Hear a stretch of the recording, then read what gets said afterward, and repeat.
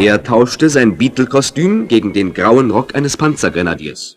Als die Bundeswehrzeit dann zu Ende ging, dachte ich schon, ja, das war's mit deiner Musikkarriere, ne? War super toll. Das, was während der Bundeswehrzeit versucht wurde, nämlich mich als, ja, wie soll ich sagen, als Solosänger, so quasi so als so Schlagertypen da zu etablieren, das ging ja Gott sei Dank schief.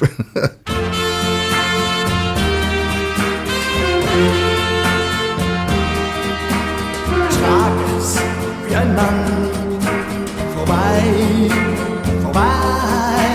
Trag es wie ein Mann, geht dein Glück entzwei. Ja, und dann fand ich mich in Berlin in irgendeinem Tonstudio wieder. Das Playback war schon fertig. Ob das nun meine Tonart war oder nicht, da hat man wohl aufs Glück vertraut. Und ich setzte mir einen Kopfhörer auf und dachte, wo bin ich denn jetzt hier? Ne? Geigenplayback und dann so ein etwas sülziger Titel da. Ich glaube, das war ich gar nicht wirklich. Also, naja, das ist nun letztlich schiefgegangen und irgendwann kam dann Dicky Tarach, unser Schlagzeuger von den Rattles, an und meinte, was hältst du denn davon, wenn du zurückkommst, eine Supergroup gründen? Das war ja das Zauberwort der Zeit damals. Ne? So. Und dabei stellte sich halt am Ende Wonderland raus. Moscow, that's all I know. Moscow, Moscow, where shall I go in Moscow? I'll find out if I was just a toy, just another little boy for her. Ziemlich schnell stellte sich heraus, dass Wonderland zwar alles ganz tolle Einzelkönner waren, aber so wirklich grün war man einander nicht. Ne? Also das war insofern auch nur von kurzer Dauer.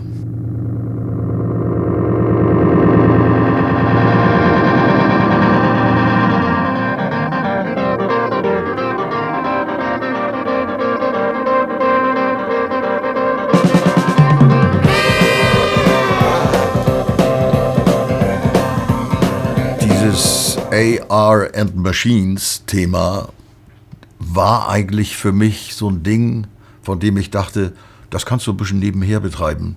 Das versteht sowieso kaum jemand, aber das machte einen ungemein Spaß. Und als ich dann, ich glaube, und das 6. war ein Live-Album gemacht hatte, da merkte ich, damit kommst du nicht weiter. Also abgegrast, das Thema, und nun lass gut sein. Und dann kam mir etwas in den Sinn.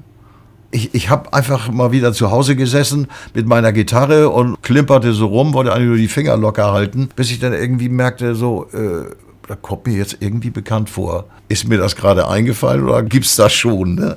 Gefährlicher Moment, ganz heikel, weil Plagiat kann teuer werden. Also, naja, bis ich dann halt feststellte, was ich da sang ohne Text war ein Shanty. Ja, und dann war man immerhin helle genug, darin was zu erkennen, ne? Zu sagen, hey, Shantys ist ja interessant, bist ja aus einer Seefahrerfamilie und jetzt Shantys kannst ja auch wie ein Rocksong spielen. What shall we do with a drunken sailor? What shall we do with a drunken sailor? What shall we do with a drunken sailor early in the morning?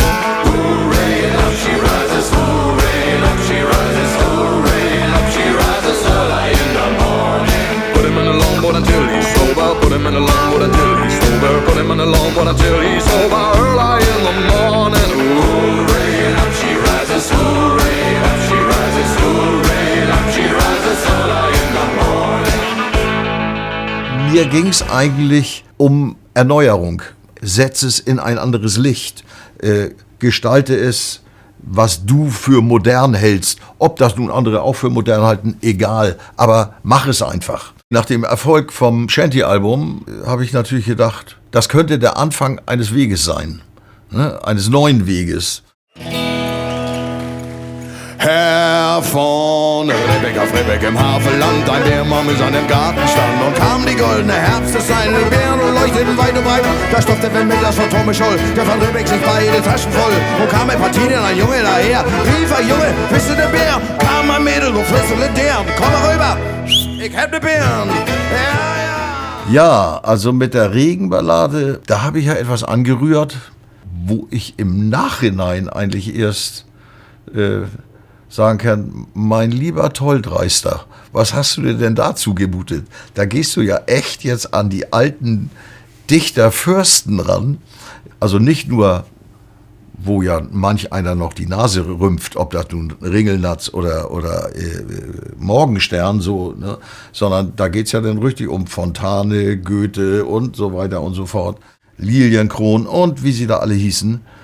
Aber mir wurde erst da wirklich klar, mein Gott, was konnten die Verse schreiben? Ah, Sophie, mein Henkersmädel, komm, küsse mir den Schädel. Ist auch mein Mund ein schwarzer Schlund, doch du bist gut und edel.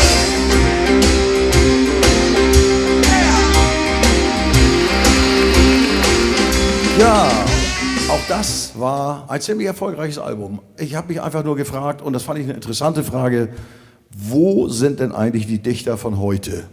Gibt es das noch oder hat sich das irgendwie überholt? Brauchen wir das gar nicht mehr? Naja, und ich hatte da einen Freund, der arbeitete in einem Buchverlag und der drückte mir so einen Stapel Gedichtbände in die Hand und sagte, hier, deutsche Lyrik der Gegenwart, kannst ja mal gucken, vielleicht findest du da was. Ne? Okay, ich habe eine ganze Menge gefunden und einer war dabei von diesen jungen Dichtern, von diesen jungen Lyrikern, und bei dem hatte ich echt das Gefühl, wir funken auf einer Wellenlänge, und ich lernte Jörg Fauser kennen in München. Dabei kam raus, dass er ungefähr für 4 meiner Alben Texte beisteuerte. Komm rüber, Spieler, Spieler, komm rüber. Das Spiel ist doch längst vorbei. Du Spieler, komm rüber. Erst wenn du nichts mehr hast, bist du frei.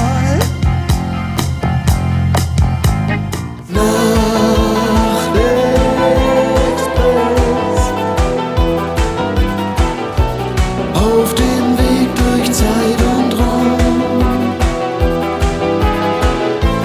Auch Agenten und Spionen brauchen nachts einen Traum.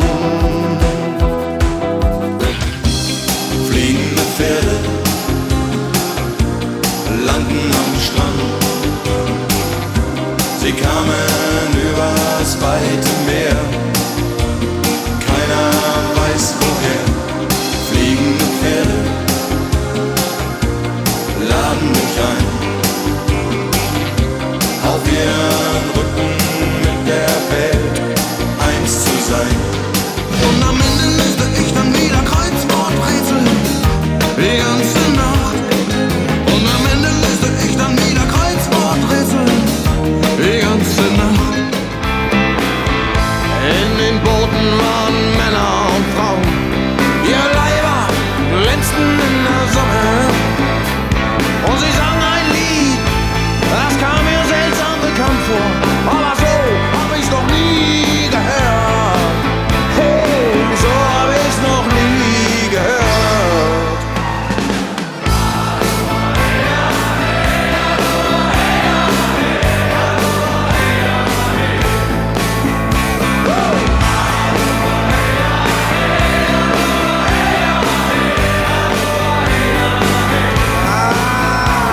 Ja, es gab mal eine Zeit, da bin ich oft und gern nach Irland gefahren, weil wie die da umgehen mit ihren alten Liedern, da kann man sich echt eine Scheibe von abschneiden.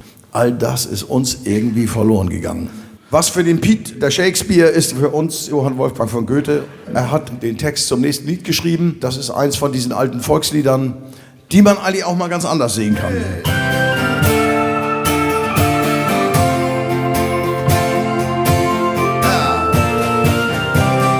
Sei klar, mein Röslein stehen, Röslein auf der Heide, war so jung und morgen schön, liebe Stilles nachzusehen. Eigentlich dachte ich irgendwann irgendwie, okay, du hast alles gesagt, du hast irgendwie Deutschland rauf und runter gespielt in 5 Jahrzehnten und ist ja auch mal genug, jetzt lass mal gut sein.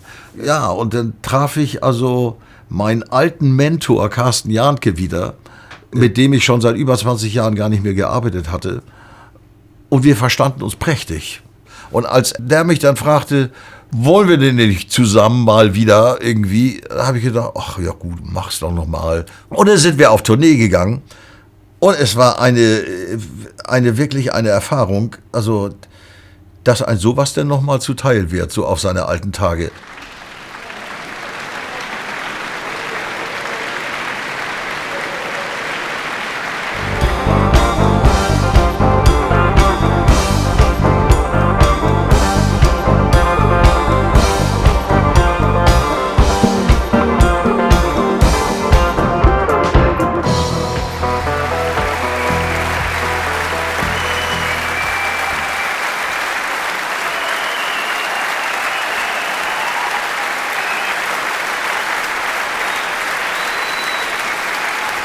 ...20 Konzerte lang, jeden Tag.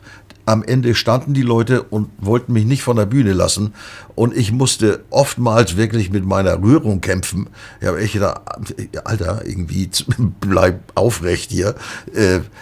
Das ist natürlich ein Himmelsgeschenk, ne? Also, und ich kam ziemlich schnell auf den Gedanken, willkommen zu meiner ersten Abschiedstournee, Szenenapplaus. und irgendwann sagten die Musiker zu mir, sag mal, ist das dein Ernst jetzt? Du kannst doch nicht irgendwie bei derartigen Reaktionen, kannst du doch nicht sagen, auf Wiedersehen. Du machst die Leute ja echt glücklich da mit deiner Musik, ne? Und naja, und insofern denke ich, wir machen es doch noch mal.